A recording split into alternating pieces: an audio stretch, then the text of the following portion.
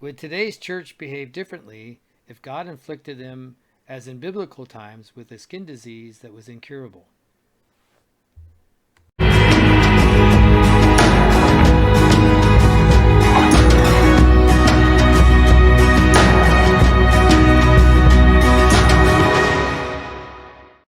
Hi, and welcome to this week's study of the Torah.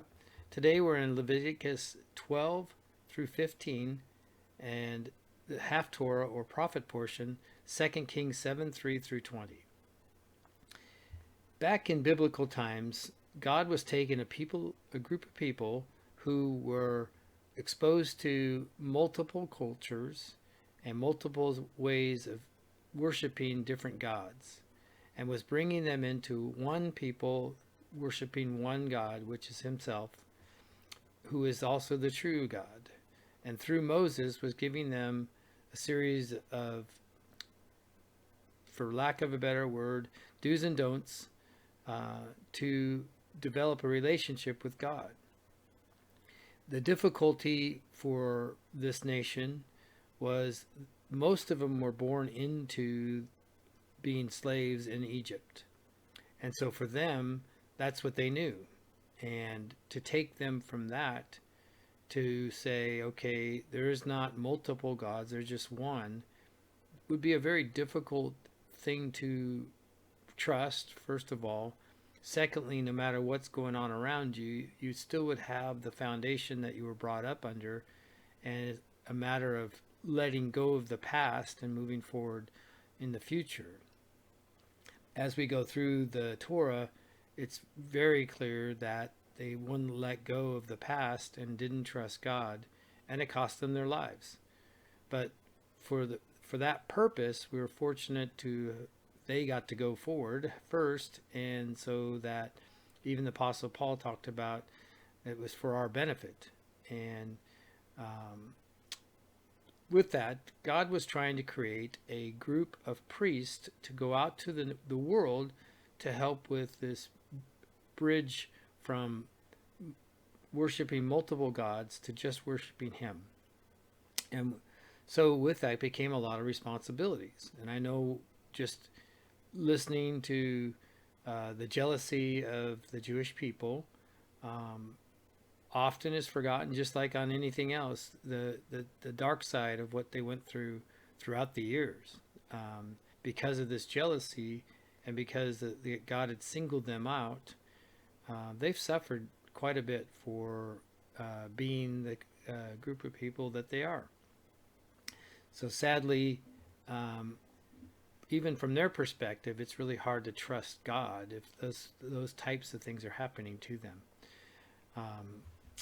Any rate, I think for me the excitement of learning the word, and part of it is going back to the original language and seeing some of those words come to life in a different way. They're not changing the message of the Bible. It's just there's just a different perspective from the actual words that were in place. And today we're going to discover such word as this. In most, if not all Bibles, modern Bibles, the word leprosy is used to describe a skin condition that takes place in a person, and in the biblical times was incurable. And so the actual word is surat. And I'll explain that in just a second. I'll read a commentary that I think helps explain it pretty well. But as mentioned in previous videos, there's not a clean translation from one word to the next sometimes. And to try to fit English words around Hebrew words or even another language sometimes misses the entire point of the item. It comes close, but it doesn't tell exactly what it is.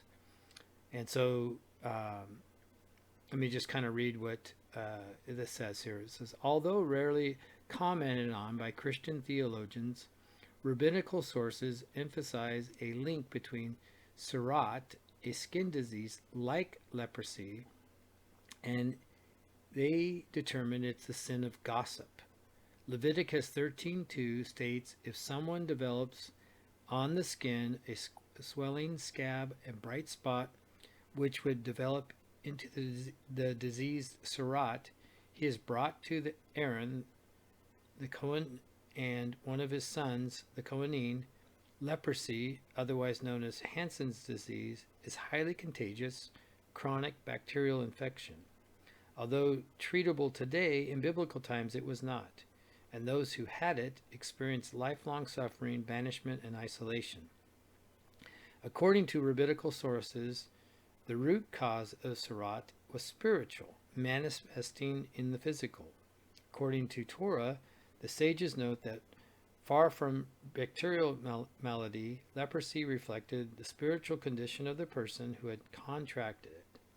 Based on Leviticus 13, Judaism points to a more holistic understanding, noting that the practice of gossip and slander opens the door for both spiritual and physical oppression and illness. The punishment meted out on Miriam, Moses' sister, who spoke and gossiped against her brother, the leader of the Hebrew people, caused her to have serat.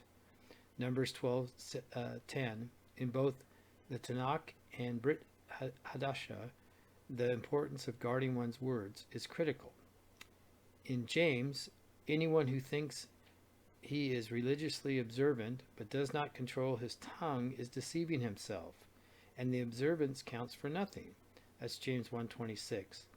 This correlates to Yeshua's instructions to his disciples in the Sermon on the Mount.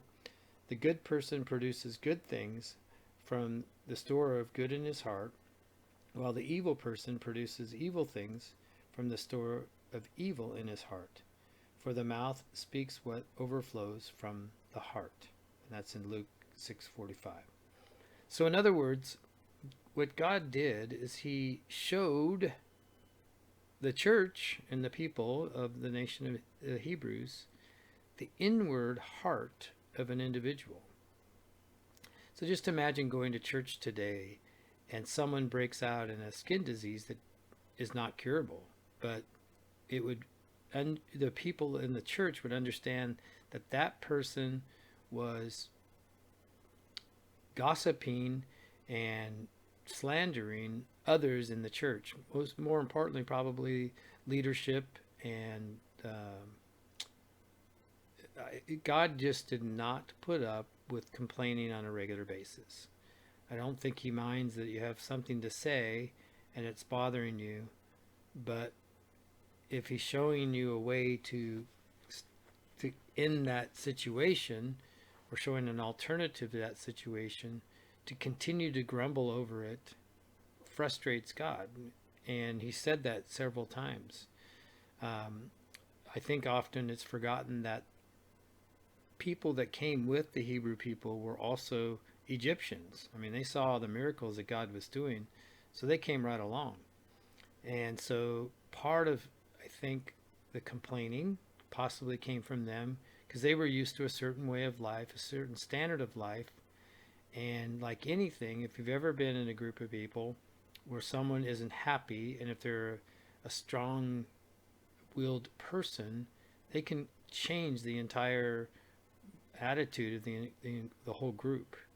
We'll find when Moses is calling people to go search out the promised land, that they, in Numbers, this is in the book of Numbers,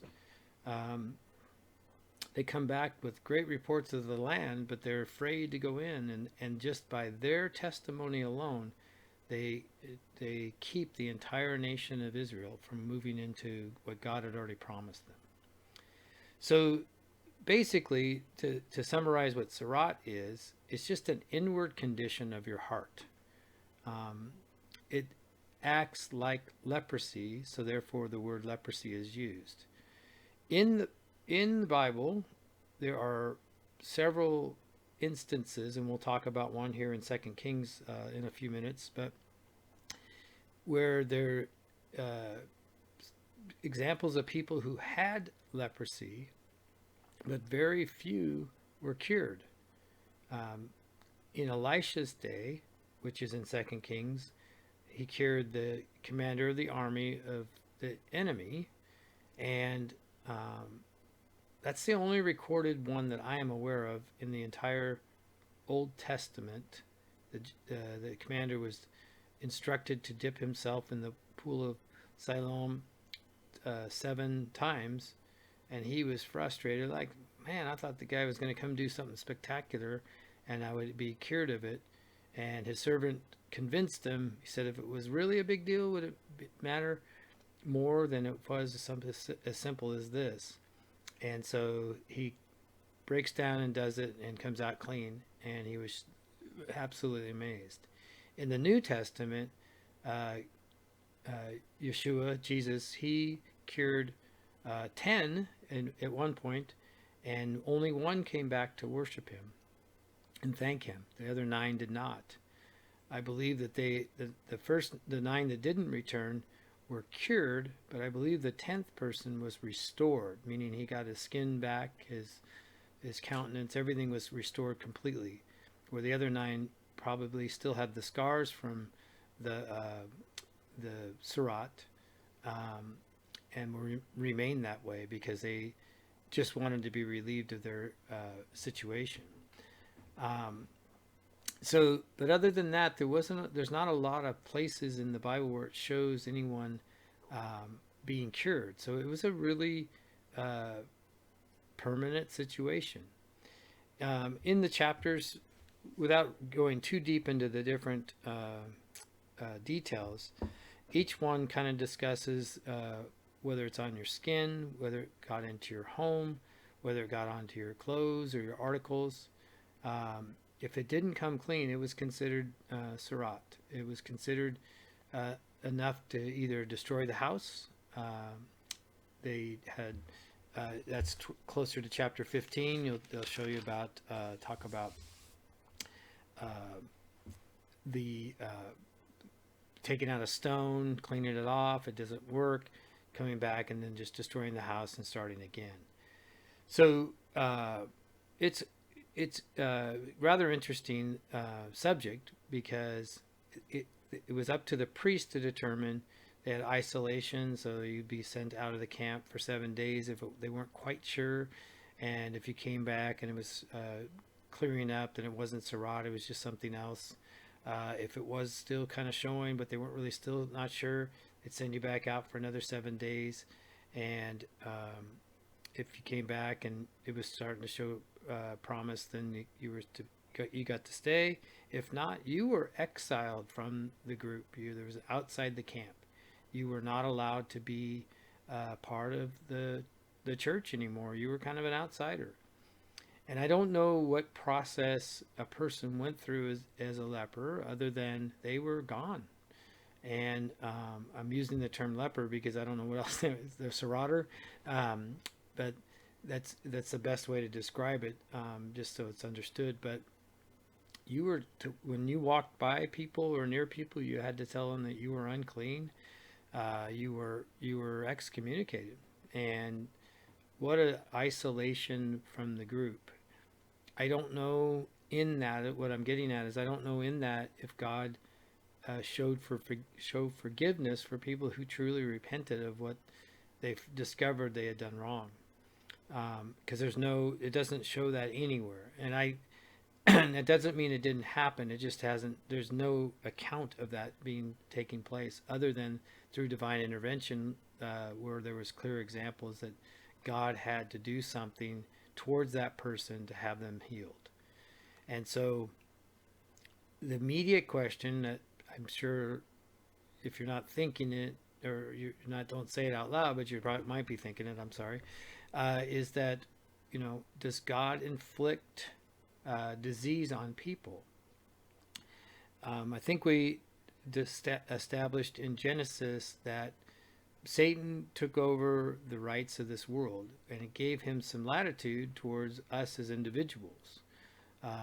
So I know that God allows things to happen to us. I mean, the book of Job is clear that Satan is going after us constantly, and he is basically demanding our death all the time. He's the accuser of the brethren. And so, and God allows things to happen based on his meaning Satan's choice, but God limits Satan as to what he's allowed to do. And so that tells you that there's a direct hierarchy and control of who's in charge. If God created Lucifer, who ended up being Satan, then he's still in charge of him. He still controls his actions in terms of what his latitude is towards us. And one might wonder, why is it still going on? Why is it being allowed? Why did God allow this person who hates us to continue operating? All I can say is, that's a tough question to answer, to be perfectly honest. But at the same time, God wants true people to worship him. He doesn't want to force us to do anything.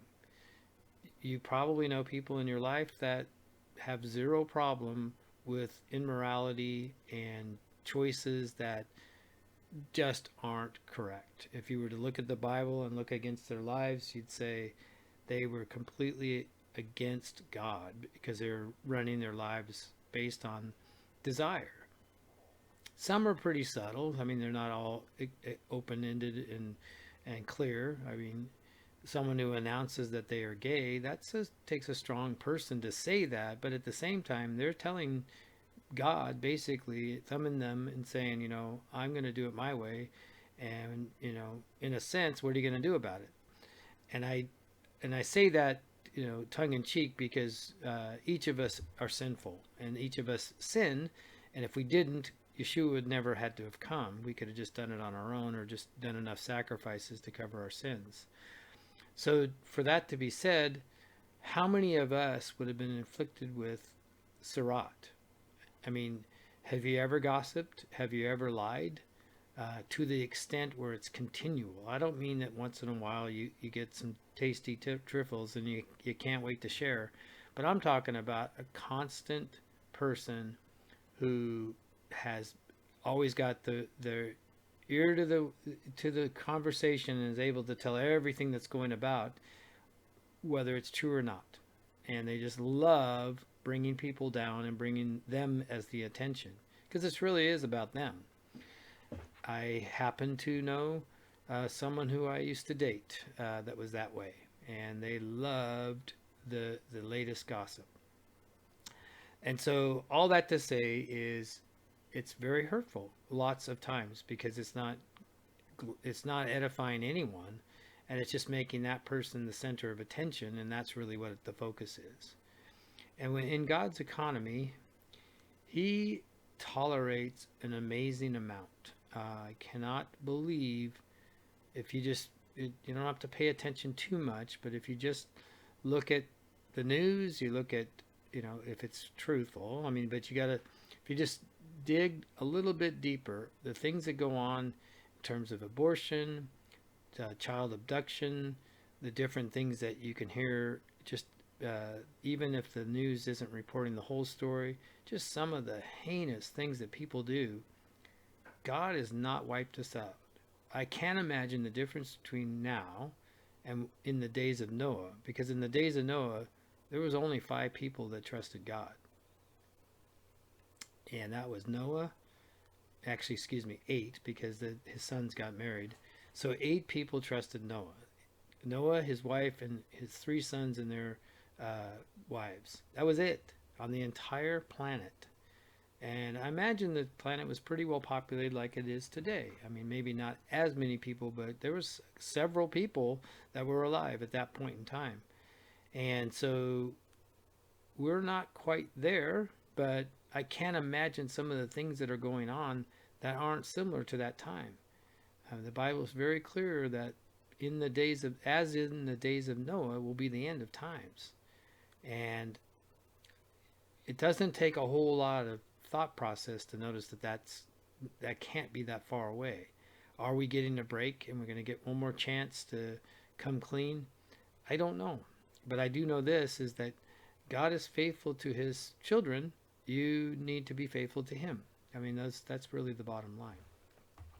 So basically, there's not a whole lot more to discuss in the Leviticus, except for the fact that's kind of interesting, is they talk about They also talk about sexual discharge and having sex with a woman who is going through a period. And there's responsibilities to that. And there's also the woman's responsibility of maintaining her purity during that time. But if she's violated or consensually violated, there's a time for the man to be get a purification and um, but if it's someone outside of the marriage, I won't say outside of the marriage, but if they weren't married and they did that, there's stronger consequences to that choice. But I started to say what was interesting was they're talking about when I say home, they don't even own homes yet. They're going to the promised land. And to even discuss that Torah could be on the houses themselves, I mean, they don't even possess those things. And so that's pretty fascinating that they're talking about, a future time that's going to be happening. So Moses is giving them a full law of what is to take place. I want to move to the Second Kings, and I want to go over just an event that took place with uh, some people outside the camp. And just to kind of give you a backdrop, Elisha is the prophet that's on the scene at this point in time. And Elisha performed tremendous amount of miracles for the people at this time. And so he was the prophet. He took over for Elijah, and he asked for a double portion of Elijah's power, so to speak, and God granted that to him, and he was able to do all kinds of things that are pretty fascinating. Second Kings is a great place to really. I like the Kings because there's a lot of action and there's a lot of things going on. But just reading about Elisha, some people say he was a manifestation of Jesus because of just some of the things he was able to do. So, but the king, the nation is surrounded by a group from Aram, and there was famine that was created, and people were starving. There was just just lots of things that were going on that were just very difficult. They were about squeezed out to where they were going to come out and surrender. And Elisha basically said, just tomorrow. He says in a very bold statement, tomorrow things are going to be plentiful in the simplest terms. And so that's the backdrop to what's kind of going on. I'll just read the passage here that's from today. So now these four men with Sarat at the entrance of the city gate, and they said to each other, why should we sit here till we die? If we say we'll enter the city, then we'll be struck by the famine and will die. So if we sit here, we will also die. So let's go and surrender to the army of Aram. If they spare our lives, we will live, and if they kill us, we will only die. So they'd gotten to a point where they'd given up, basically. They were tired of being in the famine as well was affecting them. But they felt at that point, they got nothing to lose, let's just make a choice. And so they do. They got up during the twilight to go to the camp of Aram. But when they reached the outskirts of the camp of Aram, they saw no one. For Adonai had caused the army of Aram to hear the sound of chariots and horses, and it sounded like a huge army. And they said to each other, the king of Israel must have hired kings of the Hittite and the kings of the Egyptians to attack us. So they jumped up and fled in the twilight, leaving their tents, horses, donkeys, and the whole camp just as it was, and ran for their lives. When these men with the Sarat reached the outskirts of the camp, they entered one of the tents, ate and drank, and took some of the silver and gold and clothing, and went and hid it. Next they returned and entered another tent, took some from there, went and hid it. But finally they said to each other, what are we doing? What we are doing is wrong. At a time of good news like this, we shouldn't keep it ourselves. If we wait until morning, we will earn only punishment. So come, let's go and tell the king's household. So they came and shouted to the gatekeepers of the city and told them the news. We went to the camp of Aram, and no one was there, no human voice. Just the horses and donkeys tied up and the tents left in place. The gatekeepers called and told it in the king's household inside. The king got up in the night, he and his servants. I'll tell you what Aram has done to us. They know that we are hungry, so they've gone outside the camp, hidden in the countryside, saying, when they come out of the city, we'll take them alive and then get inside the city. One of his servants answered, I suggest letting some men take 5 of the remaining horses that are left of the city. They're like everything else in Israel that remains, like everything else in Israel, practically finished. We'll send them and see. So they took the 2 chariots with the horses, and the king sent after the army of Aram, go and see. They went after them all the way to Yarden and found the entire distance strewn with clothes and other articles Aram had thrown away in their haste. The messengers returned and told the king. Then the people went out and ransacked the camp of Aram, with the result of 6 quarts of flour sold for a shekel and a half, a bushel of barley for a shekel, in keeping with what Adonai had said. The king put the servant on whose arm he had leaned, so his right-hand man, in charge of the gate. And the people trampled him down in the gateway, so he died. And the man of God, Elisha, said he would, who spoke when the king came to him. For the man of God said to him, tomorrow by this time 6 quarts of barley will sell for only a shekel, a half a bushel of fine flour for a shekel in the market at the gate of Shamron. The servant has answered the man of God, why this couldn't happen even if Adonai had made windows in heaven. And Elisha said to him, all right, you yourself will see it with your own eyes, but you won't eat any of it. That is exactly what happened to him, because the people trampled him down in the gateway so that he died. Elisha's words are very powerful. What he said went.